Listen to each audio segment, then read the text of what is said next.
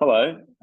So today we're going to talk about goal setting, and I am going to give a bit of background about myself and like what I do and what I've learned, and explain a little bit of the process that I think really works for people, and I'm going to explain why I think it's important to everyone, and that there's no set way of setting goals, I guess. You don't have to, it's not so structured. You can do it in a million different ways. What's most important is figuring out a way that it works for you. So that's going to be focus of today. And then we're going to try and apply it maybe to you guys and go from there. So, why set goals, I guess, is the very first thing. Or maybe what is a goal? Um, I guess you can both know what a goal is. It's something that you're striving towards. And I think that when you set yourself goals, it's like the classic saying of aim for the moon and land amongst the stars or whatever, or aim for the stars, land on the moon, something like that. And the more that you set yourself targets to go towards, the more likely you are to be motivated. It's like gives you that intrinsic push to go towards something that's important to you. And it can be applied to anything. It doesn't have to be a formal written down goal. It doesn't have to be about work. It can be about anyone's like personal life. It can be about seeing your family more. I'll share some of mine later on. Um, but I think the main reasons that people set goals is to earn more money, to have more time to spend doing what they choose to spend, to feel better, healthier, or empowered, to dream and to achieve dreams. I think it's really important to have like hope or a kind of like positive outlook that comes from believing in yourself. And then to learn more, I think setting goals helps you direct your learning a lot better and to be recognized as a doer and not a wannabe or a wanter. I think those are why we set goals. And then, so from that, the person who's like best suited to trying out what we're going to talk about today is someone that is striving towards something or has an idea of what they're interested in or has no idea what they're interested in, but at least has an idea of like what they don't like. So I think if you aim to have your average Tuesday be amazing, that's kind of like the lifestyle that we all really want. And so aiming to make your average day or your average Tuesday quite good means that over a longer period of time, your your life is like steadily improving. And so you don't have this feeling of, wow, I had an amazing Saturday, Sunday, and then Monday, Tuesday, Wednesday come and I slump down and I feel like sick of work. If the balance of having like regularity and having things to go towards always is a really nice way of like averaging out your day so there's no like peaks and troughs that really like can upset you and make you really happy but upset you. And these things happen anyway because life is life, like I'm sure when you have children or when you have a monumentous occasion within your family or a death, like these are naturally going to be peaks and troughs. But if you have the structure in your life to set up and have um, things that you're working towards and you feel proud of, it really helps to balance these moments, at least for me. And so this is goal setting. I call it goal setting, but you could call it anything. It's about believing in something that you want to do, and then like not just saying like not just thinking about it. It's like you've written it down or you've like thought about it again and again, and it's more than just a one-time thought. That's really what this is about, and then like making progress towards that. And sometimes that progress is just taking a step back and realizing, well, actually, yeah, I really thought I was interested in fungi, but it turns out I really am not that interested, or it's not what I want to do in the end. It's too hard. I'd rather choose this thing that I find way more interesting. And that is progress as well. Um, so I think where I want to start is a little bit of background on what I've done. And so since I was probably about 15, I have been really, really into what I would call like efficiency and learning. I would spend like, I still do every weekend, every week, like trying to progress towards what my goals are. And I've done, I don't know how many different methods to trying to find a way that really works for me on a day-to-day basis, as well as works in the sense of like longer scale, where like from year to year, it's not like one year I'm really motivated and the next year I just drop it all. And over this time, I think in the last 2 years, I hit like a golden structure. And then since that 2 years ago, I've then like built on that, and now it's become a really like powerful tool that has gives me like so much more energy and so much more opportunity in sense of like even in just the last 2 years, my life has like drastically shifted because, and I think it's because of the way that I'm thinking about things and the way that I'm working towards things.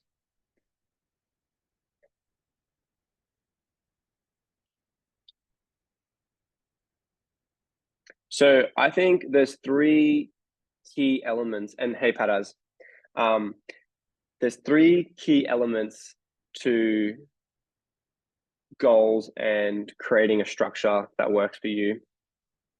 And I think three key elements to achieving goals and creating a system or a structure that works. These are accountability. Accountability is, I think it's the most important, because when you put yourself out there and you say like to your parents, to your brother, to your friends, to your anyone, you admit the I want to own a private jet. I want to finish my degree. I want to travel to Europe. When you say it out loud, it in a way puts that pressure on you to complete it. And that can be like give you anxiety and make it difficult, but it also is a powerful tool to keep you motivated. And, used in the right way, it's really helped me to stay on top of like going towards the thing that I want. The next really important tool, I think, is reflection. So when something happens, good or bad, reflecting on it. This is part of like this is partially, I think, why meditation is so powerful, because it incorporates reflection into it as well as the actual effect on your mind and body. But the reflection element is really important to how you achieve things. When you have a bad day at work, being able to recognize the steps that led to that day going downhill, like whether it was like something that happened the day before that then you woke up feeling upset, and then that led into this, that then led into that, and then you had an argument with someone and that made you feel horrible. It's like it wasn't the argument, it might have been the whole process before. And so being able to reflect on what's happening gives you the advantage of not making the same mistake again and again, and making corrections to your goals, making corrections to the way that you maybe do things, approach people, whatever it might be. That reflection is a problem solver to issues. And the last one is support and community. Well, actually, there's four really, because you need okay, we'll stick to support and community. The third one is support and community, and that is similar to accountability, but accountability, I believe, is more about, let's say, I'm just going to give an example here. Let's say Courtney has a goal to make a really good casserole, and she wants to make a casserole to impress her family. Accountability would be Courtney telling me, and I'm like, hey, how's the casserole going? Have you made one recently? Like, and then that's me keeping Courtney accountable to the fact that she wants to make this really good casserole. The I'm support really and relating. I'm really relating to this. It's really this is good content. So you do really want to make a good casserole. It's going to be the example going forth now. The pressure is always on. I'm always cooking for my family. So Yeah. they always expect the best as well. So Well, it's always there's a lot of accountability. exactly. That they're keeping you accountable. But here we go. Perfect. Hopefully they're also supporting you and giving you feedback and community and keeping you motivated and sharing ideas. So on the other end of that stick to accountability is me saying, so I said to Courtney, like, have you made a practice one? How's it going? The other end of that stick is showing belief in each other. And I think having that support when I say to Courtney, yeah, maybe you didn't practice, but you're always really good at cooking. Like you cook for your family all the time. So I'm sure you're gonna nail this. You just gotta put it in and like believe in your casserole. And that, Oh, I love it. yeah, that It's energy is beautiful. like, It's so poetic. what's that? I love it. So poetic. I love it. Sorry, I'm Yeah. boiling the kettle. And I'm making casserole, so it's a bit yeah, noisy. this is why the casserole situation, although I can't quite hear the casserole cooking. So you've done well to keep the kettle quiet. Yeah, I'm trying. And No, I that's appreciate the metaphor. It's useful. yeah. I'm happy to if anyone else wants to put a goal or an example, I'm happy to go into any kind of example. I think this stuff is applicable to anything in life, whether it's a mental. I mean, like this is a difficult subject, but whether it's like a mental difficulty, whether it's a career related thing that you want to achieve, whatever it is, there's things I believe these will help anyone to clear and move towards a place that is better. And so yeah, the third is support and community and positive energy. And so then the fourth one is the importance of creating systems and goals that are smart. Has anyone heard this term? A smart goal? No, I haven't heard of that. Yeah, I guess I heard it's like it has to be measurable, and yeah, I heard about that, but I wouldn't be able to kind of, Yeah. very precisely repeat. Yeah, sure. So a smart goal is specific, measurable. Oh, I don't want to say accurate. Oh my God, I'm forgetting it now in the moment. Achievable. Sorry, that's what it is. Um, realistic and time relevant. Sorry, relevant and time bound. Got those two confused. So these five elements help to, it's like whether you call it a smart goal or an achievable goal, they help to set a framework of what your goal is in a way that makes it much easier to achieve. Like if I say, let's change example. If I say I want to get super strong and muscular, one goal, if I just said like this year, I'm going to become a weightlifting champion. Even that's too specific. This year, I'm going to lose a lot of weight. It's not specific. Like, how am I going to lose that weight? And then that comes into the measurable. Is is there a way that I can measure my weight? So yeah, there is. Now, is it achievable? Well, if I was 150 kilos and I wanted to become 75 kilos, that might not be achievable in 1 year. Look, I don't know enough about this stuff, but my point is, it's like it needs to be achievable in the time frame. Then it needs to be relevant to two things: relevant to your life and what you're doing, and the goal needs to be relevant in the sense to what is happening in your life. So if I say I want to become a personal trainer, but I've spent 25 years doing a ecology management role, well, to say that I'm going to do that in 6 months is not really relevant to the situation I'm in. I have a full-time job. I can't make that shift so quickly. And then the last one is time bound. And time bound is, or like time based, is setting a time frame that you're going to do it within. So a SMART goal version of me saying that I want to become a body weight champion might be, I like to start with time bound. So if I'll talk about myself. I'm 75 kilos. I'm not that muscular. So specifically to become a body weight champion, what do I need to do? I would need to work out at the gym a lot. I might even need a coach, and I needed to change probably my diet. So specifically, my goal, I've already like split my goal into smaller goals.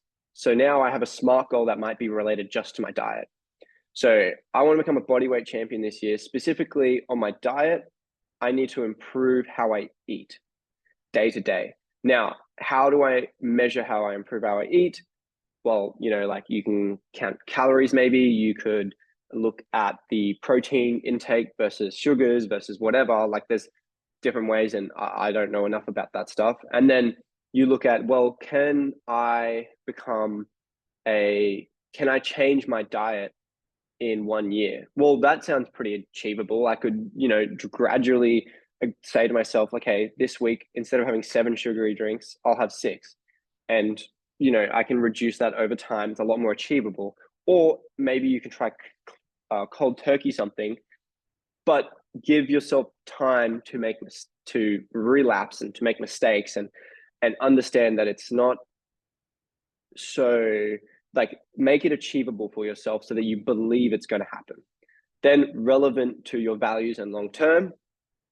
So body weight lifting is probably a bad example because it's not relevant to my long-term objectives, but relevant in the sense that it would make me healthier and feel better. So yeah, that is quite relevant.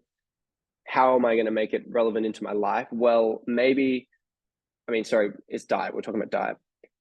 The dieting aspect, maybe I need to, instead of eating out like as much as I do, I should prepare meals to take to work. And so I make those meals really good and tasty so that I enjoy them and I look forward to them. And then time bound, obviously, would be the time frame I allow myself.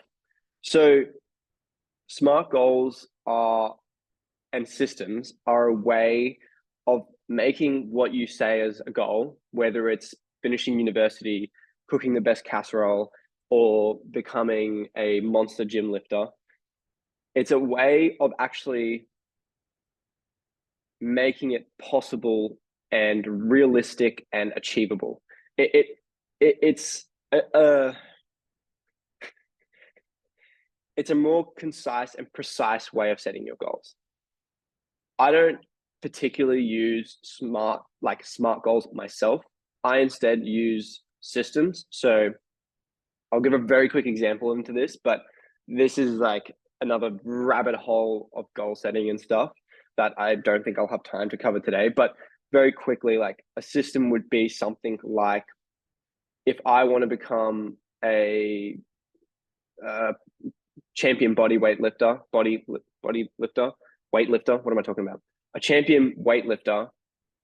A system that will get me there might be something like preparing one meal for lunches every week. Like every Sunday, I prepare a meal for 3 lunches during that week. That would be a system, and I incorporate that goal system, something that is doable each week, into my schedule and the way that I live. I prefer that system. So there's a million applications of this and ways to improve at skills using this.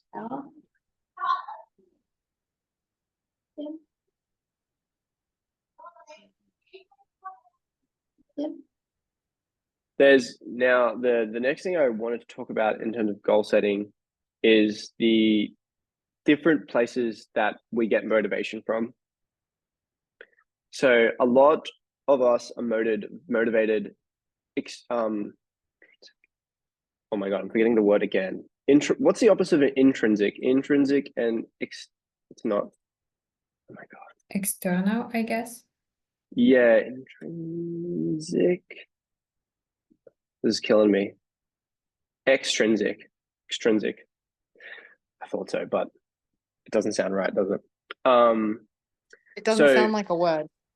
Yeah, well, look, I've just Googled it, so It's extrinsic. a real word. It's a real word. All right, I believe you. So a lot of us, and me included, will get motivation and drive for our goals, or what we do with our day-to-day, what we do for our family, from extrinsic or external factors. So a couple of examples might be the pressure from peers at school. It might be the pressure of the expectations of family, or the need to support family, which is not, it's an external, it's like part of you, but it's an external, it's not something that internally you do. It's in something that's an external factor that impacts you. And that is a really great place to get motivation. But, you know, there's sometimes it can become quite toxic. An example of that might be if you were bullied in school and you'd use that difficulty and challenge you went through in school as a motivating factor to prove them wrong. You've got external motivation from people that could then turn into a really toxic thing that leads you down hating people for a reason that they don't even know, and can make you dislike anyone of a certain character, and make you make decisions based on a feeling that is external. So external motivation is really powerful, but a bit dangerous, at least in my experience. The next one would be intrinsic motivation or internal motivation. This comes from your own feelings. So I am, for example, intrinsically motivated for what I do, because I think education is a really important element to helping people. I think a lot of problems are solved with education. This is an internal opinion I have. This is something, yeah, I've gathered it from external sources, but it's a belief that I have. Another example might be that you have a dream of making the best casserole in the world. That dream is an internal motivator. It's a dream set by you, maybe from external factors previously, but the dream was set by you. So this internal motivational factor can really drive you towards things. And so with external and internal, or extrinsic or intrinsic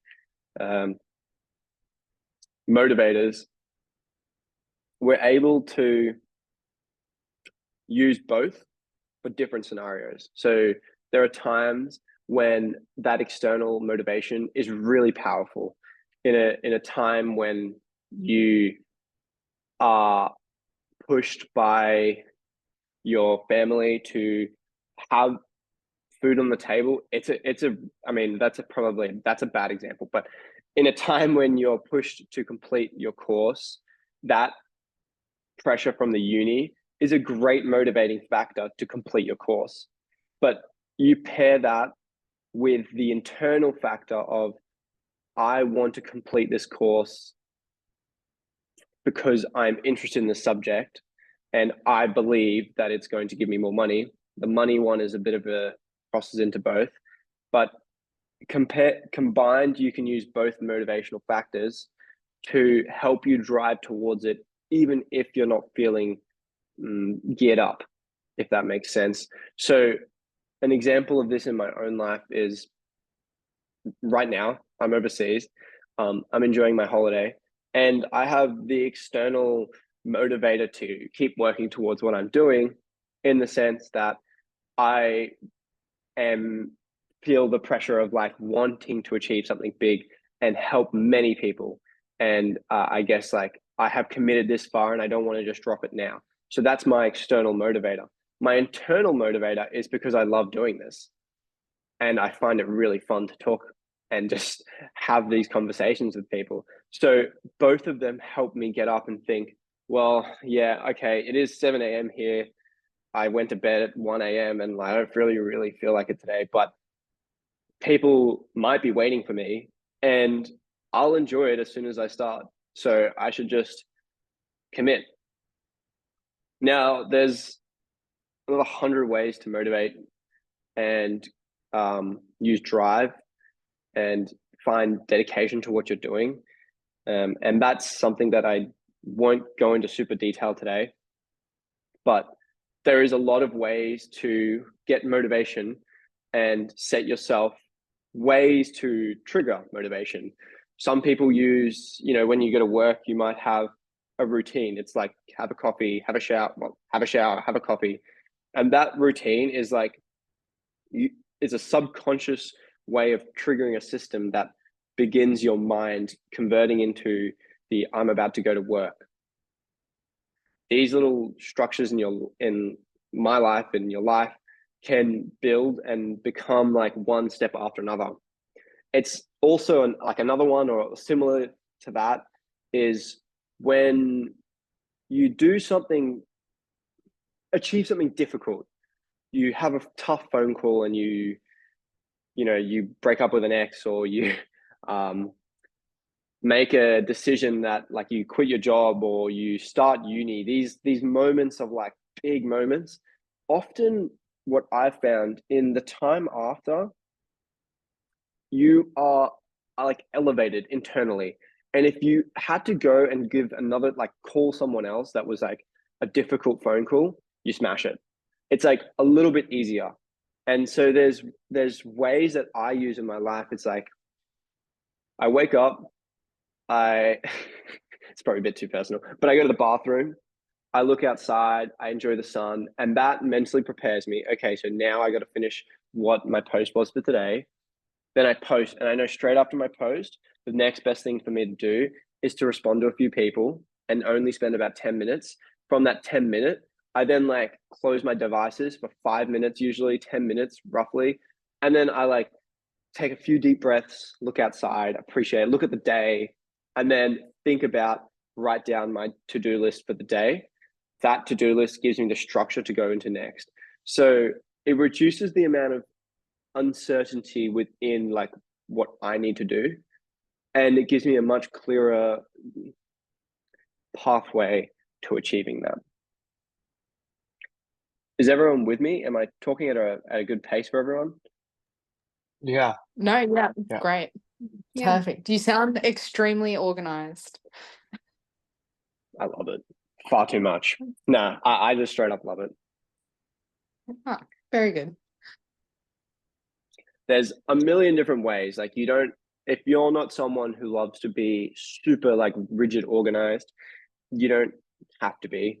There's so many ways to go about this. And it's honestly like at the end of the day, the big secret is just like making it work for you.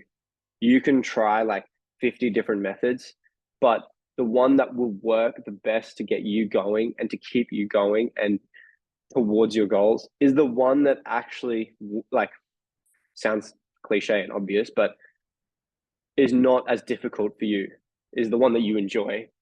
So if you have always been an example, right?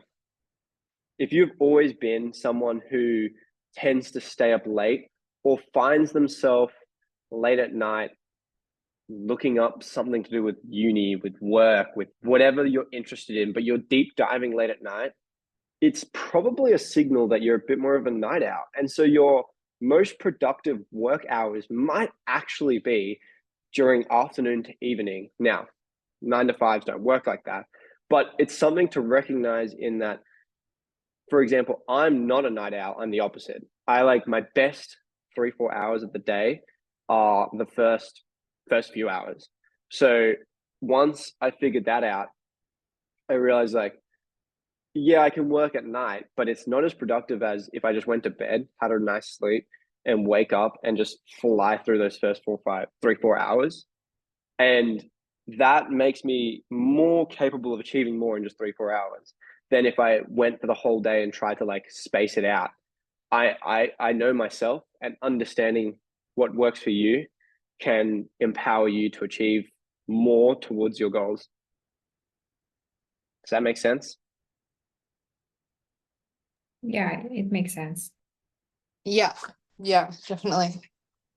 I can relate because I would rather wake up at 5 a.m. Than staying up to 11 p.m. Yeah. Yeah, I prefer early morning.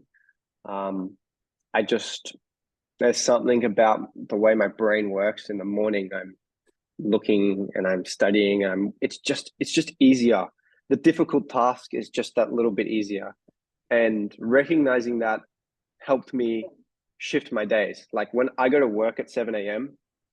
and in summer in Australia, the sun's up at what, like 4:30. I swear to God, it's so early.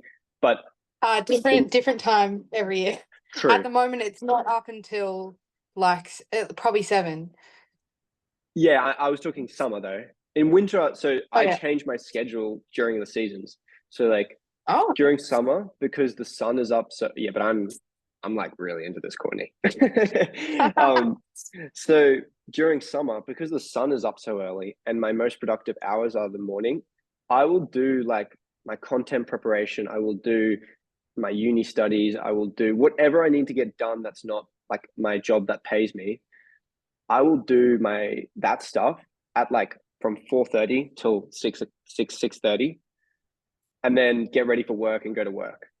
And then when I come back in the evening, I only have to do maybe like an hour more, and then I can like have the rest of the evening to relax, make dinner, go to the gym, go to bed.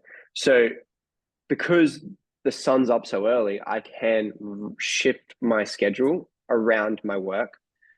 In winter, though, obviously the sun doesn't come up till 7 in Australia, roughly Yeah. 6:37, and so I can't do that. Well, I mean, it's not enjoyable.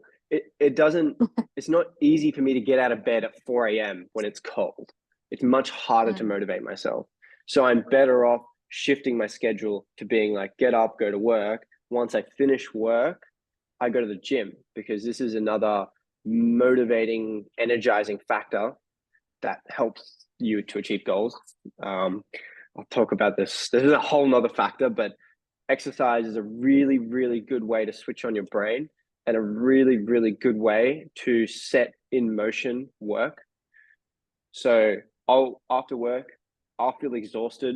I work outside doing bush regen. I'm exhausted, but I pack my clothes to go to the gym so that it's easy for me. It's harder for me to go home than it is to go to the gym, because my stuff's already ready. I already put in the effort. I should just go. And I know that it'll make me feel better. So even if I'm exhausted, I go. And then when I get there, I'm like, I'm here. It would be silly to come here and not give a good effort, because I know that if I give a good effort, I feel really good about it afterwards. So I go there, do a good gym session. I try and make it quick. And straight after the gym session, I like have a shower, and mentally that cools me. And then I go straight into the work that I need to do. And that system gives me the energy, by working out, the energy to then work in the afternoon instead of the mornings. And then I just chill out with my evening.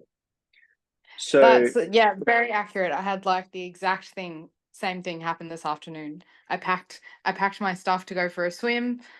By the afternoon, I was like, I don't want to do this. I drove all the way to the aquatic center and I was like, I don't want to do this. And then I got in and I did. I had a great swim and like had a shower and I felt so much better. you feel amazing. There's Yeah. a part of our brain, and I don't know the correct terminology here, but it's called the AMCC. And it's this, it gives you, well, maybe it's actually like man, I'm terrible with medical terms, but what it is it controls the amount of, it releases a chemical into your brain when you do a task that you truly don't want to do.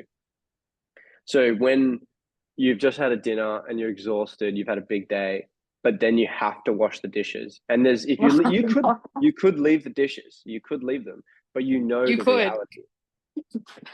You know the truth. It's it's harder tomorrow. And that doing that task that you have no interest in doing gives you this release of this chemical that makes you feel like empowered. So you not wanting to swim, driving there anyway, and then sitting there in the car and like saying, just get out of the car, and you slowly get out of the car and you slowly walk in, and then you start doing your first 2 laps. Pushing through those barriers actually helps your willingness to do difficult tasks. And so you can grow the amount, well, you can increase the amount of this chemical released in your brain, AMCC.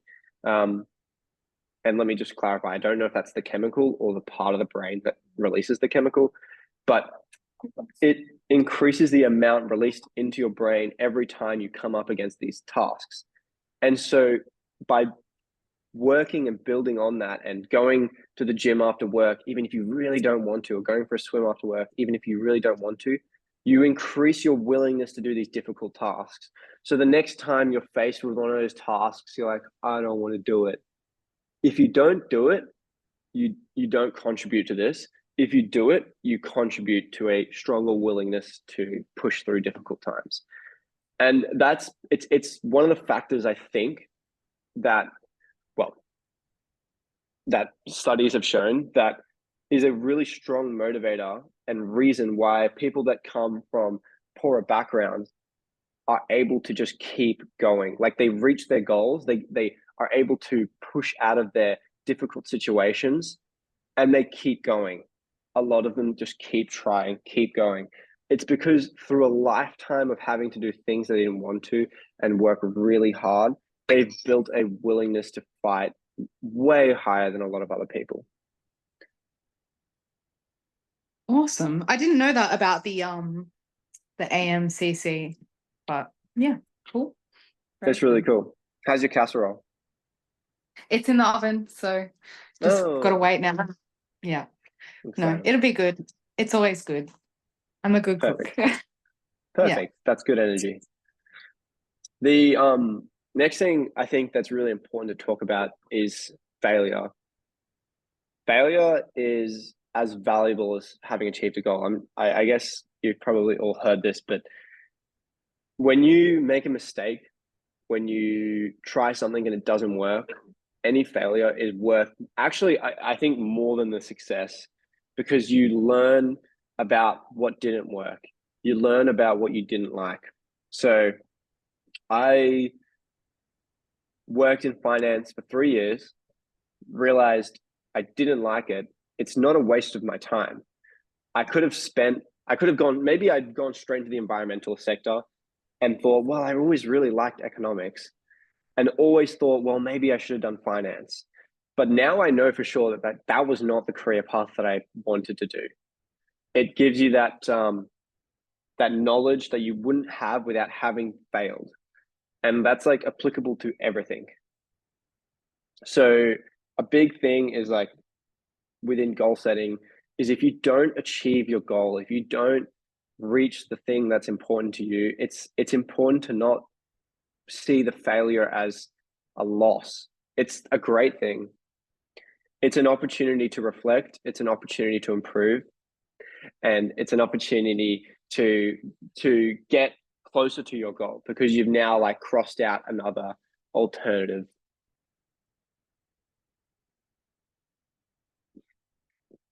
And I think Snoopy's getting jealous of the iPhone. Wants a bit of attention. He just wants to be involved. Yeah, he's an attention dog. The next thing I want to cover very quickly is that no goal is unachievable, and you should not limit yourself when you set your goals. The thing that I found most productive when I set my goals the first times was like just letting go of any kind of perceptions of my life, letting go of anything that's true, and just thinking about what I really like, what I really enjoy. So the first version of your goals could be like outrageous, but nothing's like truly that outrageous. It's it's a combination of like how willing you are to sacrifice and work versus like how difficult it is. An easy goal like drinking one less soft drink a month, the willingness and difficulty to do that is much lower. So you're likely like the achievability is much higher in the sense that like it's you can see it so much quicker, one soft drink difference. Whilst the goal of becoming a professor at a university at Cambridge is a much like harder to achieve goal. So your willingness to reach there has to be a lot higher, and it's going to take a lot more steps, but it doesn't make it impossible. Is everyone still with me, or did I drop out? I think I dropped out. Yeah, I missed that whole last.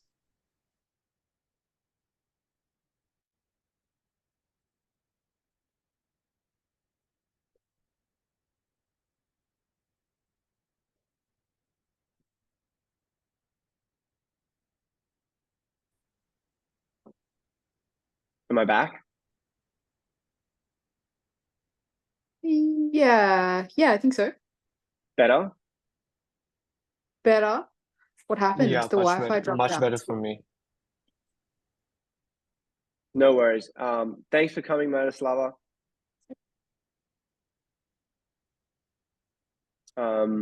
Yeah, cool. I changed my hotspot, so hopefully that's going to be a bit better. What was I? Yeah, not setting limiting beliefs is like a really important step towards achieving what's really important to you, because you can set goals that are not, it's very easy to set goals that aren't aligned with what actually matters. And if what actually matters is increasing the amount of wild areas to 70% of the planet, if that's your like crazy goal that you really want to achieve, it's not unachievable. It's like, I mean, it seems really big, it's really hard, but if you break it down and break it down like right down to the day-to-day, the day-to-day is like still very achievable. It might take more than yourself, but like that is part of setting the right goal. But if you instead like thought it was too big and set your goal too low, you're going to aim for something and not get as far as you could have. And I think that's why I find that like my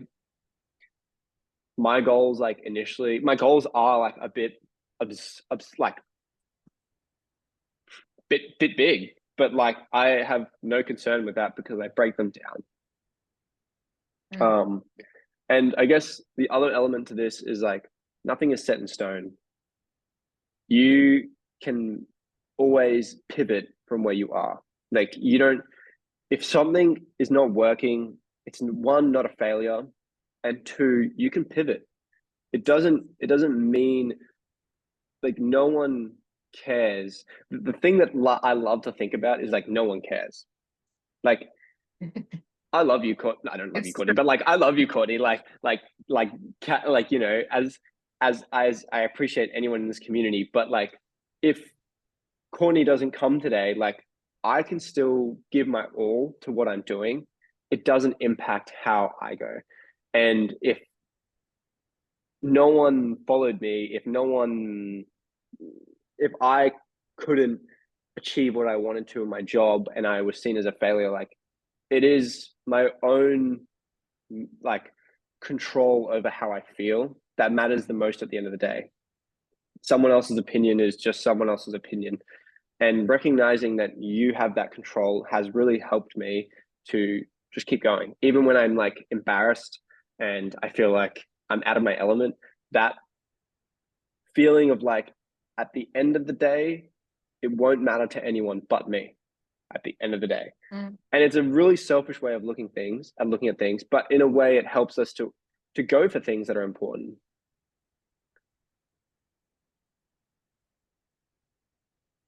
And the last thing on this little section is to take ownership of your mistakes and take ownership of your successes. Your life is 100% your own responsibility, and framing it that way makes it easier to reflect, makes it easier to appreciate when you do well, and makes it easier to achieve things. Because when I accept that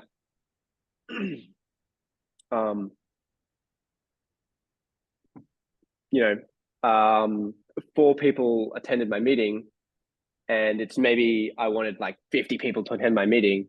Okay, the responsibility it lies on me, because I could have put more advertising, marketing into this particular meeting. I'm just giving as an example.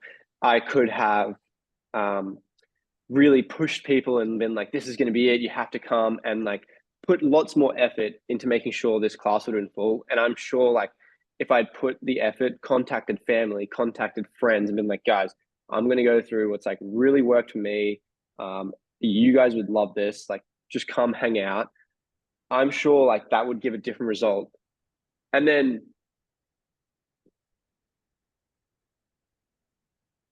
taking ownership of my success. Like, it's actually amazing that anyone would even show up to something where I'm just talking about something that I love. So that's a wonderful thing. It's a great thing that like I've worked really hard, and I'm starting to see some of the wonderful fruits of my work. And so having that sense of like, yeah, it was me who made the mistake, or me who could have done better, but it's also me who had this great success, brings it back to your control. And having control over your own goals is a really important factor into getting you there. Cool. Good stuff. Do either of you set goals? Not like not like officially, very like roughly. Like, yeah, I don't know. I set a goal to like start ocean swimming again, which yeah, but it wasn't like, I don't know, I didn't set any like parameters of like how I was going to achieve that, or like a time frame or anything. It was just like in my mind, I was like, I want to do this again. Yeah. And like with the laps and stuff, and then I don't know, like I don't know. I feel like there are things that I want to achieve with like plants and like my work and stuff, but nothing that I've been able to like make concrete, like, because there's so many things to be interested in. Yeah. That's probably a good goal, is actually trying to figure out some like distinct things to work towards, like within the industry. Yeah. Yeah, Totally. I think I relate with Courtney on that one. It's been a lot of planning in my head and setting goals for myself in my head, but not really like the smart goal system that you've walked through with us. I think that would be a good starting point to I think it would help to visualize what the journey would look like, and then it becomes far more approachable. Like I have 20 Yeah. things that I want to do in my head, but it's always been like, okay, just a bunch of shuffling around, and at the end of the day, really nothing gets done. Yeah. So I think structure has been lacking, and also uh, to some level, setting the bar sort of too high, and just be like, okay, this is not yet perfect, so I'm not going to pursue it just yet, and wait till it's, till I can fully see it in my head. But I think you have to start somewhere and improve as you go along. Mm. So this would Mm. be good to work upon. Use this as a template and try to try to action on things. Would be a Mm. nice way to start. I think the because there was years where I was like, I had mental goals where I thought of what I wanted to do, what I wanted to achieve. But your head is influenced by your emotions so much that it can shift like in hours. And that's okay. But when you want to keep yourself accountable and really strive towards goals or things that are important, it's important to have the knowledge of like, this is what I said yesterday. This is what I said 2 years ago. So like, I have a record of all my goals for the last, I think it must be now like I have 10 years, but headed, but I I would even have some from like 15 years ago that I did in high school.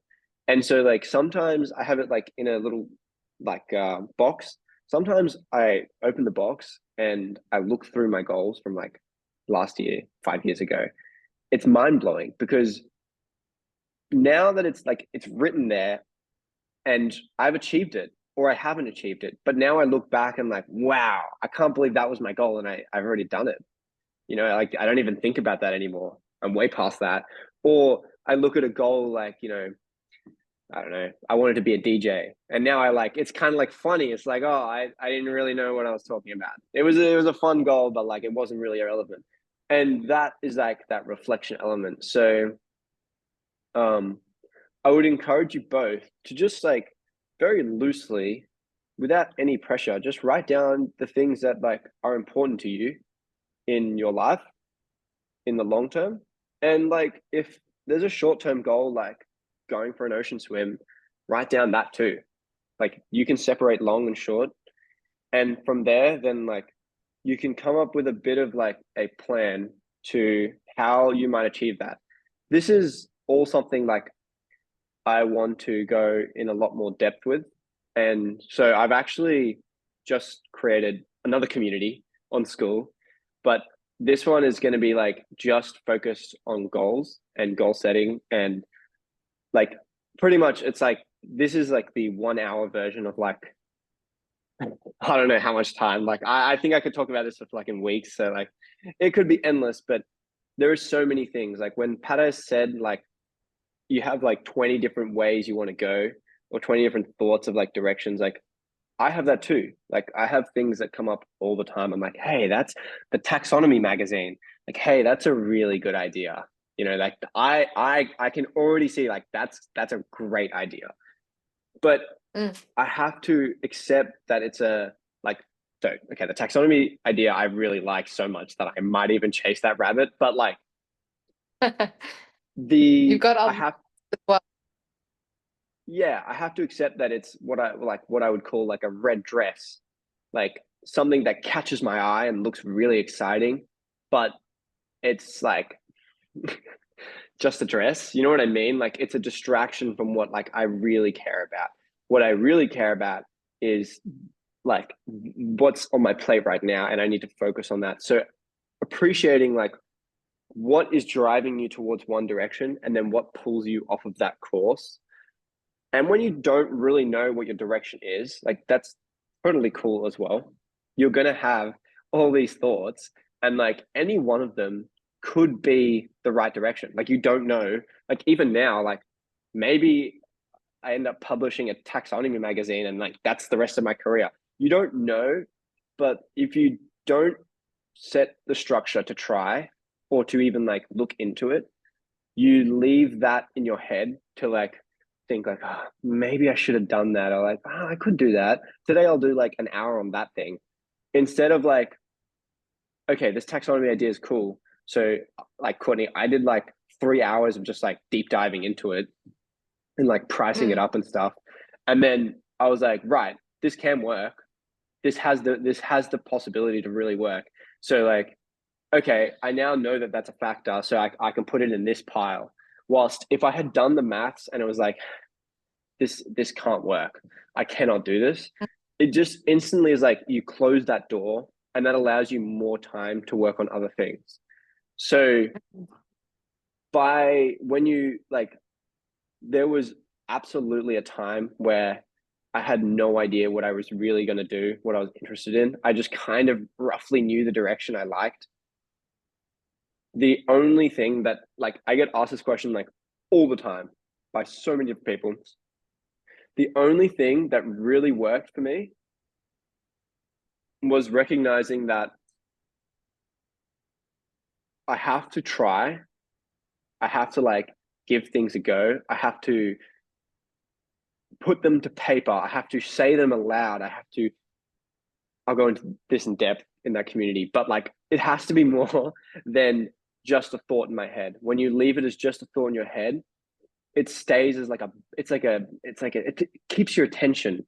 You know, when you're studying or you're doing work and you're like focused for like 5 minutes and then a random thought about some other thing in your life comes into your head and it pulls you out of your focus for just long enough. It's that. But you have, like Peter said, like 20 things. So like how often does it just bang, distract, bang, distract, bang, distract? So like reducing those by just saying like, I'm going to look into it. Okay, it doesn't work. I'm not that interested. Done. I'm going to look into it. Oh, I like it. I'm going to go further. Okay, didn't like it. It's okay. And that failure has taught you, you know, like I'm interested in mushrooms and fungi, but like by digging just a little bit into mushrooms, I was like, yeah, I'm more interested in plants. That's it. Okay, I'm just going to block out all mushrooms. Super cool, super interesting. Would love to learn more, but it's too much. So focused. And then what really, I think, if you look at the most successful people on the planet and within industries, whatever like you choose to do, the most successful are the ones that like focused in on what they were doing and didn't let the million distractions take them to a different direction every time. So, you know, you talk about like the best botanists, the best business people, the actors, they practiced one thing or a very small amount of things a lot and became an expert. The old 10,000 hours, they probably put like 100,000 hours into just that one thing. But that was worth, that one thing, because they became so good at it, was worth 10 times what if you had done like 10 different things, but none of them properly. And to know what your one thing is, you have to try 100 things until one day it's like, this is it. I can do this one. This one I can do for longer. This one is less horrible. This one I feel stronger about. So, I'll quickly share my screen. Don't forget you've got your other meeting. Yes. Excuse me. Oh, good. I left a cheeky half an hour because I knew I'd go over time. So, excuse me. Good. Hello. So I have built this course pretty much like based off of like what has worked for me and what I've like, I read, I don't know how many self-help books, even like the newest ones by Ali Abdul. Like I've been through an insane amount now. And so a few weeks ago, more, a month or two ago, me and my friends have been doing, maybe I'll show you this as well. Can you still see my screen? Yes, I guess so. Okay, close your eyes.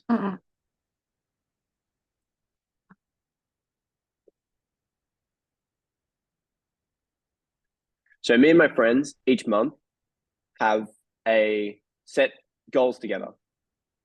And this is something we discovered in the last, like, what are we up to? This is not 11. We're up to like 14. So like just over a year ago, we started doing this. Game changing. And that is like, so it took everything that I'd learned in the last like 12 years, read about, and like experts talk about, it took it to a whole nother level because now I had to like each month present to my friends like how I did with my goals. Okay, let me just really quickly, I put weird names because like that's what entertains me. So like if you see cooked wording, it's just like me trying to be funny. So the way I structure my own is I like to have my life goals, then I like to have my yearly goals, and then I'll have my monthly goals. So then as I go through and the month ends, I'll present to my friends and be like, I did really well with these ones. I didn't manage to do these ones. And so that gives me a bar, and then my friends are able to give me feedback and support and keep me accountable on my goals. Mm. So that is why I think like that's why I wanted to use another school community. It's because like each month we could literally like have this call right now, and from this call like we can all go through what we've been doing and like what our goals are in just a very small Mm. amount of people, so it's not too long. And it gives like two really good factors. Three. One, like Courtney, you're held accountable for how your casseroles look. You know, Yeah. maybe each month you have to share a photo of your casserole, your best casserole, and Mhm. like we can compare them. So like you get the accountability, then you get the support of other people like pushing you forward. Like when you come up with a struggle, it's like, what is your struggle? Like maybe I have a method that works. And the third element is the one that I've forgotten.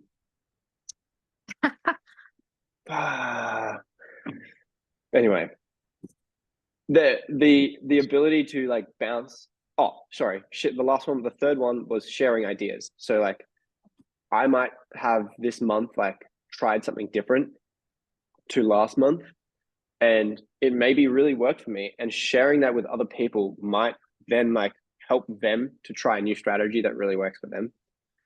And that sharing of ideas is exactly why I did the Symbiosis Society, because like it's the way we move forward with things.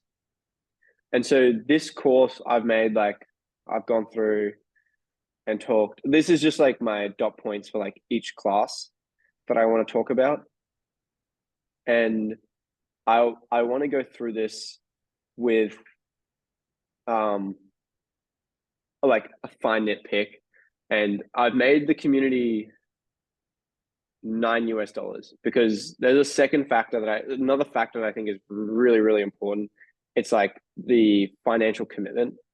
Like how many people like in a free community, like it's very easy to be like, yeah, I want to join and I want to be involved, but then like to just step away because you didn't have that motivational factor of like, I paid for this shit, I'm going to go do it. When you pay for a uni Mm. course, you don't like just not do it after doing it. Like very few people don't go do that course. You've paid for it. So by setting even just like, I think I tried to make it, I didn't want to make it like a ridiculous price. I just wanted people to be like mentally committed to what they're doing. So that's another element that I think helps to push people towards what they're doing. And yeah, I think now that we've spoken a little bit about this stuff, I'll just finish now that we're over time, that if I can suggest anything to you guys, it would be like in your minds, set up like what is important to you, big scale. No limits. There's no limits. Then what is important to you right now, and what can you do? Like break it all the way down to like what you can do tomorrow.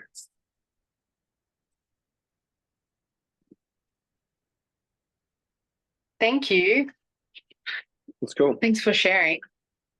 Sorry, I've been Cool. a bit distracted, but I wanted to join the chat. No, I appreciate it. It's nice to share it with other people. Yeah. No, it sounds like what's your friend group like that you do the goal setting with? There's just 4 of us, and we Zoom call because one lives in Canada, one lives in Europe. We've just come and visited him, and then 2 of us are in Australia. Actually, we're at 5 now. We added another person. But yeah, so 3 of us in Australia, but one's in Melbourne, 2 in the Gold Coast, and 2 overseas. So we Zoom call, and it usually lasts about 4 to 5 hours per month. But like, it's honestly like incredible. Like you could set it up with some friends, but I think the key to it is like what we really struggled with is we had some other people at the start, and my partner did it with some of her friends. It's like if you're not if the other people aren't committed, when you show up and you put in effort into like having done your goals and put in effort into like preparing for the next one, like it's a 4 to 5 hour meeting, but I probably spend like an hour, 2 hours beforehand preparing, because like I set my goals for the next month and I reflect on what I did this month and blah, blah, blah. So that preparation, and then you show up and like 3 other members of the group haven't done anything, it ruins the whole thing. So you have to find like other people who are just as interested and keen to do the same thing. And that's like why I want to make this thing like separate, its own thing. So like people who are truly interested can go do it. And like, yeah. Did I answer your question? Yeah, no, it's cool. I like the idea. I don't think that I need another interest though. I've got too many things going already. But I think it's really useful to write down like the goals that you want to achieve, like, because then at least you're accountable to yourself. Like, yeah, having them in your head, it's easy enough to just like shrug them off when you don't do stuff. But yeah, no, it's good. Exactly. Good to hear. And it's a nice way of reflecting on like where you were 3 years ago as well. 100%. No, I agree. Yeah, it was good to see you both. Yeah, good to see you. Yeah, this was a great session actually. Thank you so much.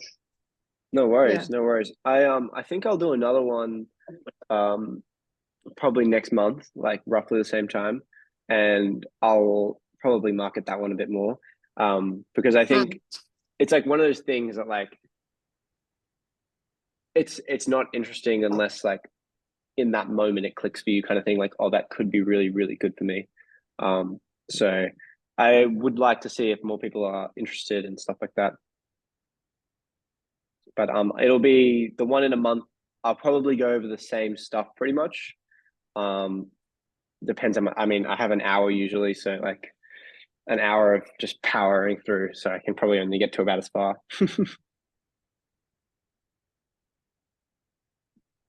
All right. Well, are either of you going to be joining me and Byron whilst we talk eco restoration? I am not. I'm gonna eat dinner. Nice. My sister just got home, so we're Nice. gonna have dinner. Yeah, but no, I hope you have a good chat. I hope people come. It sounds like he's got a few people in that food forest community thing. So cool. Yeah. No, I I have enjoy some talking to them. small errands to do, but if I can wrap it up quickly, then I'll be there. Cool. No pressure. Thanks Yeah. again, both of you. I'll Cheers. Thank chat to you you. whenever. Thanks, Thank you. Julio. Bye, Patters. Bye, Courtney. See ya. Bye, guys. Bye. Good night. Bye, guys.